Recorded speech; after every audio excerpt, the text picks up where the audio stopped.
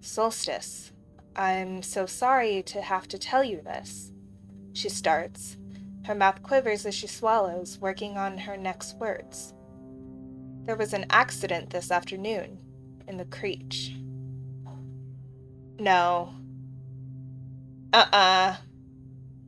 No.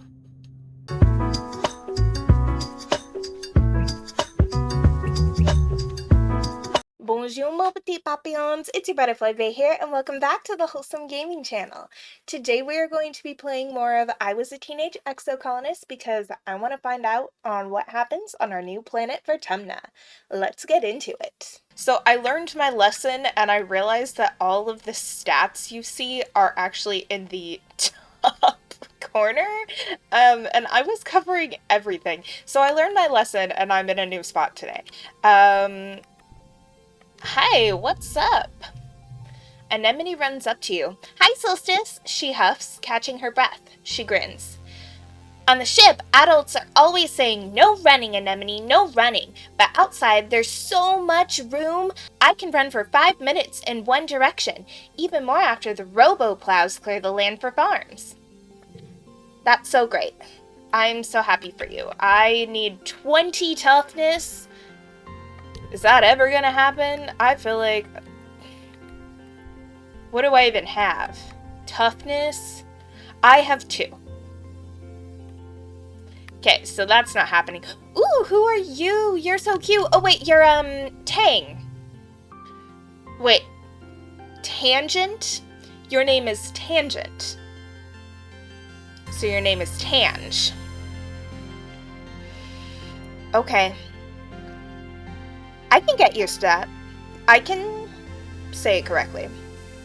Tangent is hunched over her hollow palm, frowning and poking angrily at the air. She speaks without looking up at you. Ooh, what's a good voice for her? I feel like she's pretty uppity. Professor Howe wants us to prep a list of native flora with pictures. There should be a catalog on the colony holonet, but I can't find it anywhere.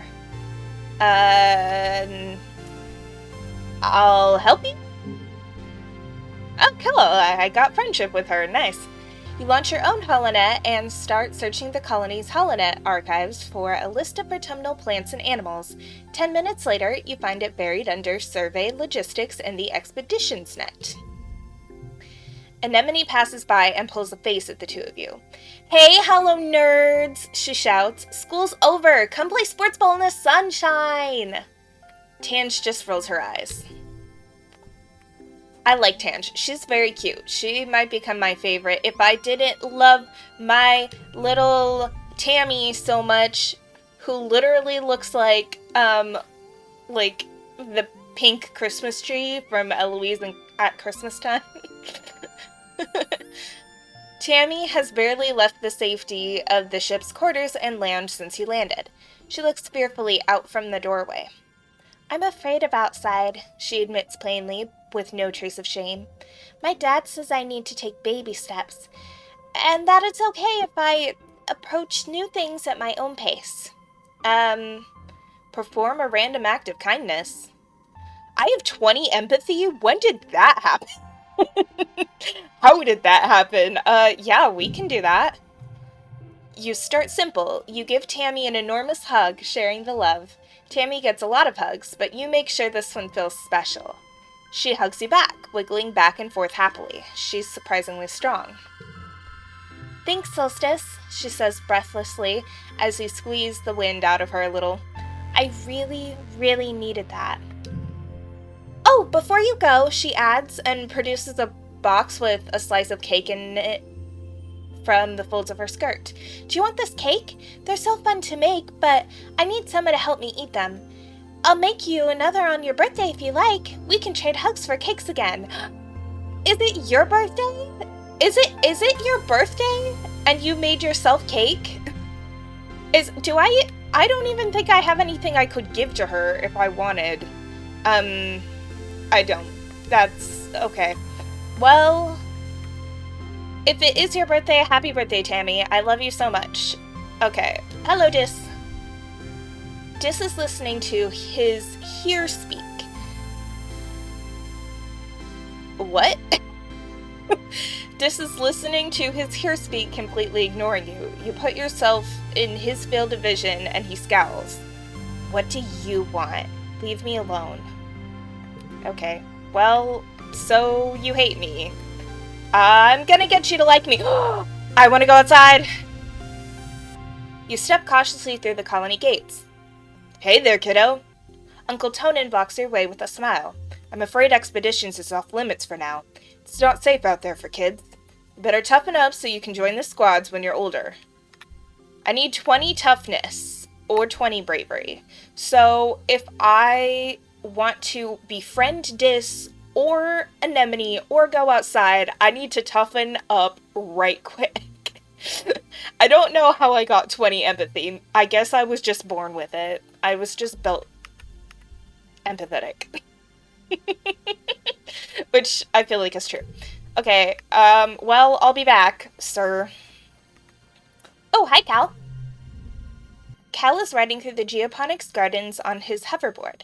The board comes to a sudden, shuddering stop on the rocky ground in front of you. Cal falls off, but catches his balance before he eats dirt. Hi, Solstice. Real ground is way harder to hover on than ship floors. There are bumps everywhere. We all have to adapt. Yeah, Cal exclaimed. Things are actually way, way better planetside. Hovering outside is rad. Look at this. He runs over to a small depression in a nearby hill and presents it like it's something amazing. Look at this. It's a skate bowl. Can I try? Sure, but please be careful. Mom says if I break my hoverboard, we can't make another one. You take turns riding around the bowl, trying to get up enough speed going down one side to come back up the other. You don't land any tricks. It's hard just staying on the board with this uneven ground, but it's still fun. Cool. Have you tried standing in mud yet? Cal asks you. It's the best, most amazing feeling I have ever felt. You look down and sure enough, Cal's feet are bare and muddy as heck. Dirt and grass feel nice too, he continues. Sometimes the rocks hurt, but Mom says I'll build calluses. You should try it. I actually walk barefoot in the grass all the time, and I love it. I need biology for this? How do I get biology? How do I have biology? Oh, from science class. That makes sense.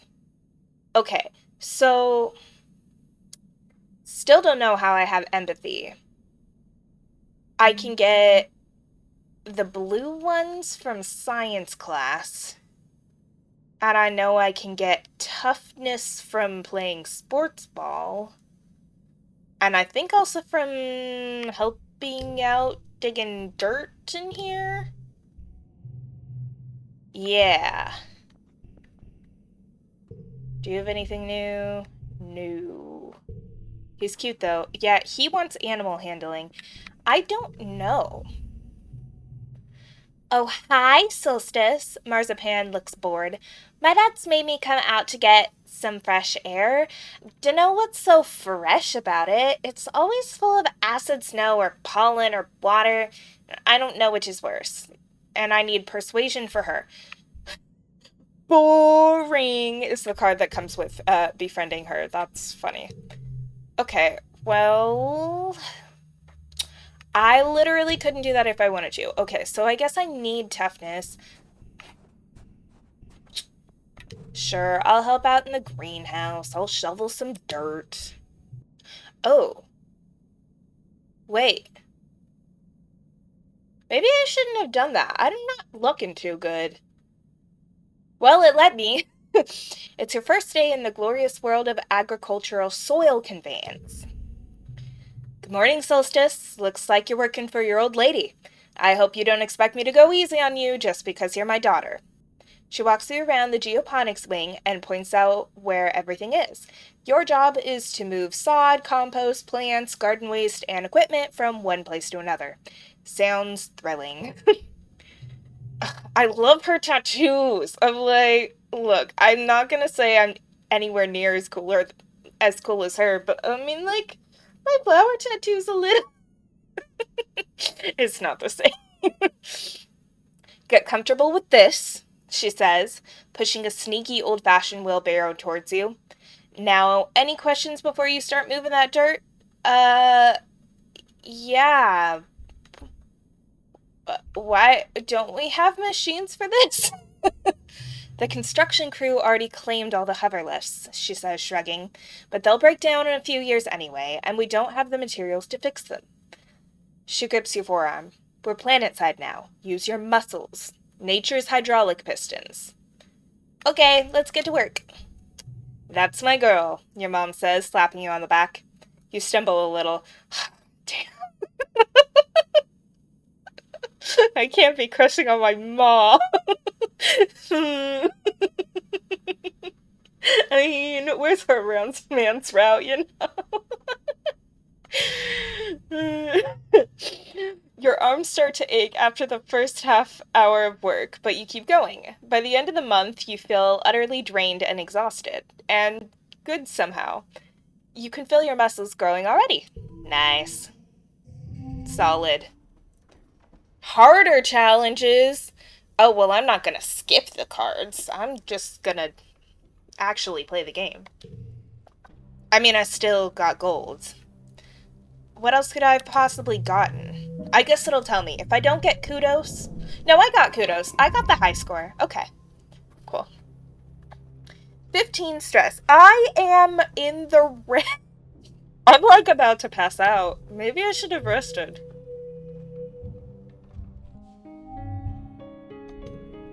Okay. We're fine. You know, so long as I don't... Look how cute they are! Oh my gosh. I love it. This is... this is the most beautiful game I think I've ever played. Why, if it isn't my favorite gooseberry? I'm glad you're not as messed up as your old man. This pollen is no joke. Oh, Dad has seasonal allergies. I know I need some time off. I know I basically killed myself. It's fine. Hey, Solstice, Mars says, looking up at you and down with a sneer. Your shoes are gross. That's what you get for walking around in the dirt out there. She sniffs. Not me. I'm sticking to the ship until they pave over all that icky mud. You wonder if maybe she's scared of more than just getting dirty. That's a good question. I'm gonna take this egg. I don't know why I took the egg, but I did. Hi, pretty girl. How you doing? Oh, I could give her a present. It feels too late now. Tammy's dad is the head of expeditions, which means he's out surveying the jungle every day. This morning you see her crying in the doorway as he leaves. I don't like when he goes out there, she sniffs after he's gone. But he's so brave, and so are you. That's why I like you, Solstice. Aw, you're so cute. I don't think you'd want this egg, even if it was your birthday, which I do think that it's not. Pollen season? I bet it's not actually her birthday. I don't know why she was making cake, but I feel like she would have told me, you know? Cal runs up to you, streaked from foot to neck with purple dirt. Why is the dirt purple? I guess the snow sparkles. Purple dirt shouldn't be that mysterious. There's so much space. Me and Anemone just run for 20 minutes, and we never ran down the same path twice. He leans over and braces his hands on his knees, breathing heavily. Hooey! She's so fast. You might appreciate an egg, but I'm not going to give it to you. I'm still deciding what I'm going to do with it. Dis is hanging out near the south gate, his hands in his pockets, idly staring at the ground and digging the toes of his boots into the dirt. He nods at you, but doesn't say anything. Yeah, I'm not going to give you the egg. I could give Anemone the egg. It's red like her. Anemone runs up to you. Hi, Solstice. She huffs, catching her breath. She grins. On the ship, adults are always saying no running. Oh, wait, I already read this. She's running around. It's fine. Gosh, I love her little starry freckles. They're so dang cute. I love her feathers too, even though I don't understand their purpose. Then again, the game did give me the option to, have extra fingers at the beginning, so I guess I'd take feathers over that. I don't know. I'm gonna think about it. I'm keeping my egg for now. I'm keeping it for now. Tangent looks up at the sky and shades her eyes. It's too bright, she complains. And it's too hot, and the nights are cold. Living on the stratospheric meant we never had to experience discomfort. Remind me, why aren't we putting our resources into repairing the ship? Because it's not permanently sustainable? I'm guessing. And they won't let me go outside, so it doesn't even matter. Okay, I guess I'm going to rest for a while. Ooh, negative 100 stress. That's good stuff. And I get friendship with Tammy! Okay. The lounge is a long, well-lit hall along the outer hull of the ship's midsection. It's strewn with tables and cushions and serves as a communal living room for the tiny one-room spaces every family is assigned. You flop down into the lounge's big beanbag pile with some of the other kids. Cal has a dazed, peaceful look on his face. The air smells so good on Vertumna. And so does the dirt even. You notice his clothes are filthy, but obviously Cal couldn't care less. Anemone bounces in. Holy crap! There's so much space to run around and play in. Carl and Chief Brett set up an outdoor sports ball court, and it is way huger than the old one on the ship. Tangent carefully selects one cushion from the pile and perches on it. The school is expanding to some of the empty engineering bays, she tells you. And we're getting a big new lab to do experiments using local resources. There's so much to learn about this planet. Anemone rolls her eyes, but Tange continues. We shouldn't forget our studies just because we've landed, she says primly. Okay, this is obviously going to get me friendship with Tange, which I do want. I think she might be my favorite. This one would get me Anemone. Explore the jungle would be Dis, even though he's not here. And I'm a space? Maybe could get me friendship with Tammy? I'll just say Tange is right. School is important. Oh, hey, that gave me friendship with Tammy anyway. Cool. Tammy nods in agreement. It's scary out there, she mumbles. I'm going to stay close to our quarters for now. You've had less of the... Why is the music so scary? You've had less of the deja vu, dreams come to life feeling this week, and you're starting to think you'd even imagined it. But suddenly you get a prickling sensation in the back of your neck, and remember that Mars is about to... Wait. But suddenly you get a prickling sensation in the back of your neck, and remember that Mars is about to enter the lounge and tell everyone to look outside. You stare at the door. Mars walks through as if on cue. OMG! Everybody look outside. They're hoisting a flag over command, she says, clapping her hands excitedly. You know what that means, right? She stands tall with her hands on her hips. Vertumna is officially humanity's first exocolony ever! You look out at the flag, feeling dizzy, and silently mouthing the words along to what she says next. You remember this moment so well. This is history, kids, she exclaims, wrapping Anemone and Tangent under each arm. And we were there.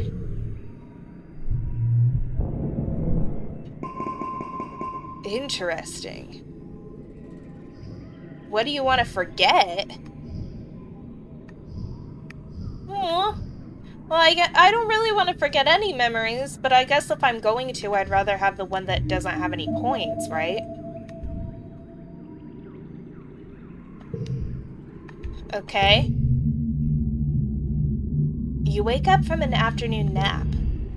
You squint into the pink-tinged light slanting through the windows.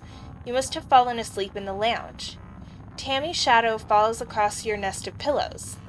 Oh, I'm sorry, Solstice, she says, giggling. I didn't mean to wake you up. It's just so nice outside, with pollen sparkling in the sunlight. I wanted to open the windows. You rub your eyes blearily. Ugh, you are having the weirdest dream. At least I didn't have to see the crazy dream and wonder which of my friends is gonna be hot now. Since you're awake, you should visit the cafeteria. Antecedent is making a new kind of candy. She says it's made of cotton. Isn't that weird? Cotton candy, okay, sure. I have to go tidy the creech first. Then I'll meet you there. Save some for me, okay? Tammy skips off toward the creech, humming to herself. Yeah, I want free candy. In the cafeteria, Antecedent is cheerfully handing out masses of pink candy, fluffy and soft like clouds. Oh, Solstice, she says, handing you a wand with some candy spun around the end. Here, try some of this. We used to have it on Earth. You pull off a piece and give it a taste. It's so sweet at first that your mouth puckers. You've never tasted anything so sweet and so real. It's not at all like the soy sweets that the kitchen nanoprinter can make. It melts in your mouth, leaving a gritty residue on your tongue. The writing is so good. Like, this person really knows how to describe things. Or team of writers, I don't know if it's 1 or 10. You wait until everyone is gone, but Tammy never shows up. You look down at the cotton candy in your hands. It's wilted a little from the humidity, but it's kind of like her hair, you think. Pale pink and so soft. Cute. You keep some to give her later. Yeah, she wanted it, so we should save it for her. You're relaxing in your family's quarters after dinner. Your mom had to run off on some kind of council business, so you and your dad are playing a holo game together. Cute. When you're just about ready to head off to bed, your mom returns. You can tell from the defeated slant on her shoulders that something must have gone terribly wrong. Your dad starts to ask her what happened, but she waves him away and approaches you.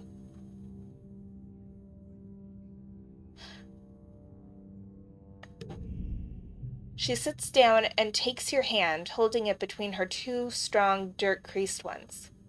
Solstice, I'm so sorry to have to tell you this. She starts. Her mouth quivers as she swallows, working on her next words. There was an accident this afternoon, in the creech. No. No. If I don't hit continue...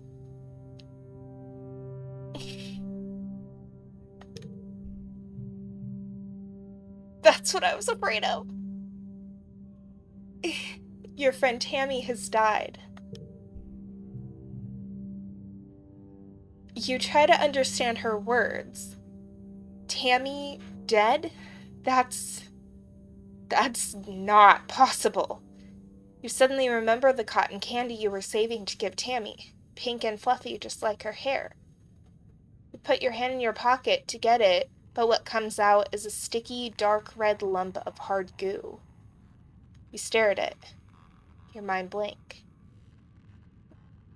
What happened? Your mom tells you, as simply as possible, that Tammy was killed by an electric shock from a broken holoprojector. It was just an accident. You press her for an explanation. A little girl is dead. Someone you'd grown up with, someone so much like you. She wasn't sick or anything, you just saw her this morning. She was right there. Why? Your mom's eyes are sad when she tells you, sometimes there's just no reason why. You aren't used to dealing with death, and you don't know what you're supposed to say or do. You sort of mumble, okay, then get changed and crawl into bed, a full hour before your bedtime. You try to fall asleep, but you toss and turn for hours. You eventually drift off to fitful dreams of that small, sticky red lump of cotton candy.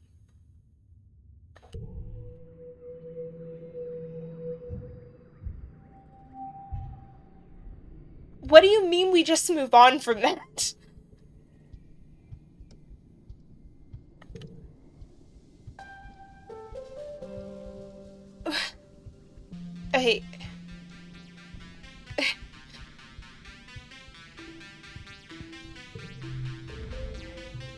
Tanja's pacing around in front of engineering. She looks upset.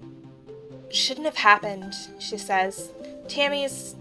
What happened to Tammy, it shouldn't have been possible. There was no reason for that holoprojector to break. Professor Hal said it was recently serviced and nothing was wrong with it before it just... She gestures angrily. Just blew up for no reason. Nobody would have wanted to hurt her, so why? How? It doesn't add up. Sorry, Solstice. I want to think about this some more. I hate that I can't find the answer. What the frick? What do you mean my best friend died after 4 in-game months?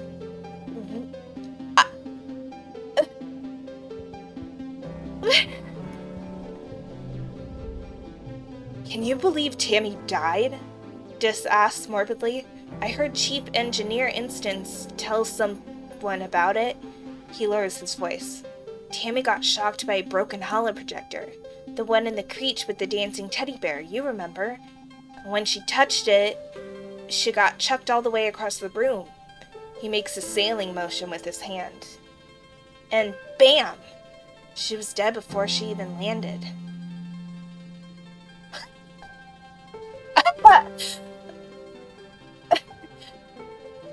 Too soon! I don't like either of these answers. I mean, I didn't want to know that, but he's gonna hate me if I say that, so I guess wow really is the best. That's awful. Dis looks suddenly embarrassed. Yeah, I mean, it's too bad she's gone. She was nice.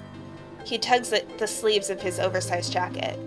But it's kind of a cool way to die. Jesus! Anemone is chucking rocks at the strato, sending metallic clangs ringing through the colony. Stupid planet, she yells. Stupid creature, stupid spaceship. She bends down to pick up another rock, but instead just sobs and braces her hands on her knees. Stupid everything! Why'd she have to die? It's not fair. Kids aren't supposed to die.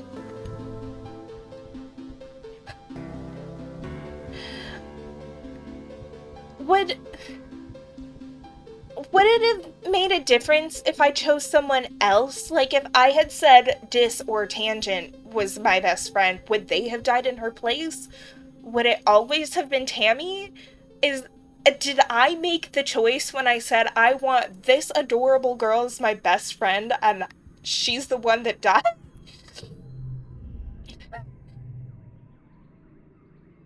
Cal is sitting in your mom's flower garden. Oh my god, his face! Cal is sitting in your mom's flower garden with his face in his hands. He's clearly been crying all morning and probably all of yesterday too. He and Tammy were really close. Whenever you guys used to play House in the Creech, Tammy was always the mommy and Cal was the daddy. And even though you were just little kids, you kind of always giggled about how obviously they were going to be together forever, like a princess and a knight. I miss her too. Me too. He sniffs, looking up at you. You can see how puffy and red his eyes are. Me, really, really too. Tammy always liked these flowers, he mumbled. Sometimes I pick some for her. He runs his hands over the pretty white flowers. Don't tell her mom, okay? Tears well up and slowly leak out of his eyes. He doesn't even blink, just stares at the flowers as the tears run down his cheeks. You decide to give him some space. I cannot believe this.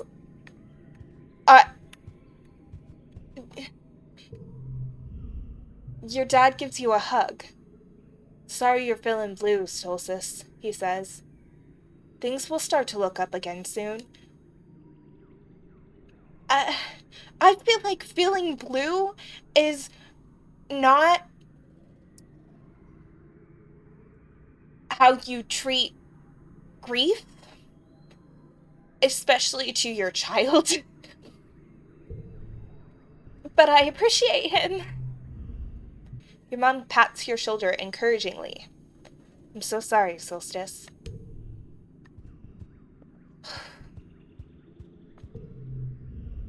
Mars is staring into space, looking somber.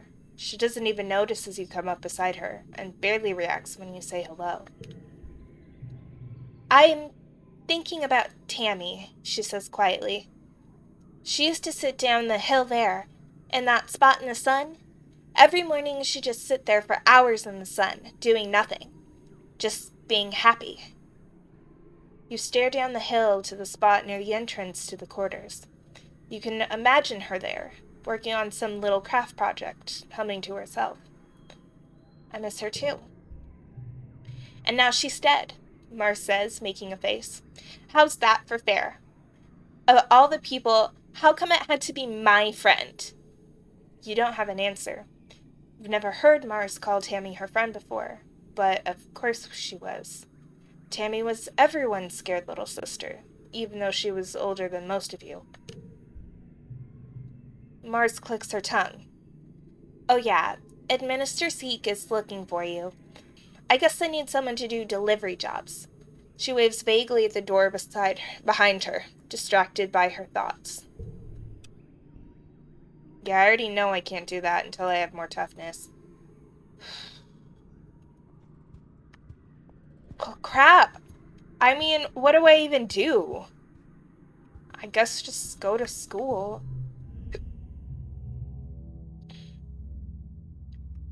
I definitely did science last time. Humanities? Creativity, persuasion. 5 reasoning. Oh, it looks like I have the reasoning. I could do engineering classes. I'll do humanities. That seems light.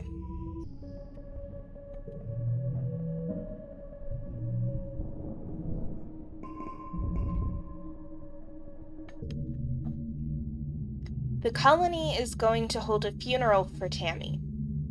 Do you want to attend? If you don't feel up to it, you could just skip it and take the month off instead, or you could get back to work. Obviously, I'm going to attend. Tammy, who is crazy? That was my best friend. I will be there. The colonists gather in the recycling room. Bringing organics down to the recycled here is one of your chores, but you've only come here for a funeral twice. Both times, a colonist had passed away from natural causes during the 20-year-long journey from Earth. This is the first time there's been a funeral on Vertumna, and the first time for someone you actually knew. Oh my gosh. The mouth of the organics recycler has been polished, and a wreath of yellow flowers placed over the opening. Inside, you see a shrouded figure, Tammy's small, fragile body. Tammy's dad, Uncle Tonin, is here as well as your parents, and Antecedent and the rest of the council. Cal is here with his mom and her partners, already crying in their arms. The room is packed with people, and the feeling of grief is so thick you can taste it in your mouth. Governor Udicott stands before the assembled crowd. There are no words to ease the pain we feel today, she begins solemnly. There is only the sad company of those of us left behind to share the burden of that grief.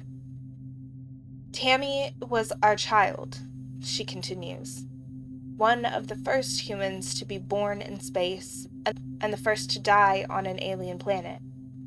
In her short life, she exemplified the very arc of human accomplishment, bending hopefully towards life beyond our humble Earth. She is the first of us who can truly call Vertumna home. Her passing was as senseless as it was sudden. Losses like this are impossible to hold within oneself. A painful reminder that life is impossibly precious and fragile. But they also remind us, as always, that as a community, we are capable of great strength. Udicott closes the door to the recycler. You hear Uncle Tonin sob over the hum of the particle disintegrators beginning their work. As a community, we remember Tammy. As a community, we return her body to the soil that nourishes us. In this way, Tammy, our child from the stars, will never truly be lost to us. The ceremony is adjourned, but a few people stay back to console Uncle Tonin as he keeps vigil over the recycler. Cal and Uncle Tonin hold each other and weep openly. Your mom stays behind to receive Tammy's remains. As the head of geoponics, she'll be responsible for adding them to the colony's precious supply of brown soil from Earth. Your dad accompanies you out of the recycling room. He clears his throat. I want you to know that you don't need to be okay, he says, clasping his warm hand on your shoulder. If you want to take the rest of the month off, everyone's going to understand.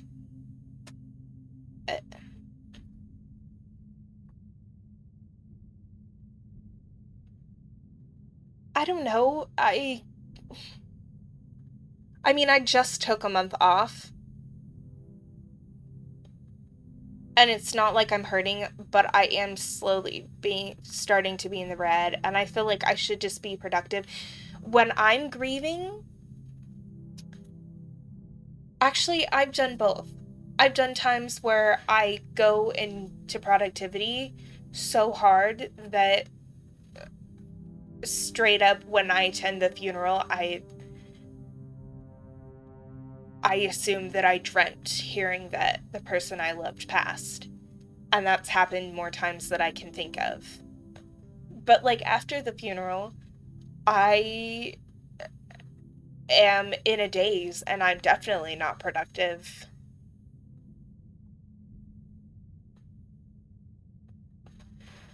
Grief is such a hard thing for anybody, and especially for someone young to lose a friend. I lost one of my best friends in high school, and I still think about it on occasion, and it still makes me so angry. Especially when you know there's nothing you could have done to help or change it. Yeah, I'm gonna take the month off. Yeah. If it gets me back into green, maybe I'll be a little okay. The prospect of just going back to school like everything is normal is too much to handle.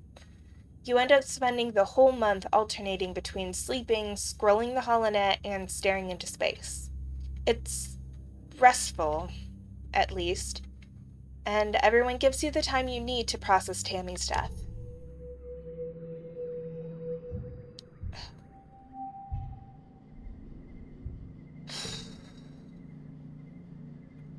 Okay, I think we have to end it there.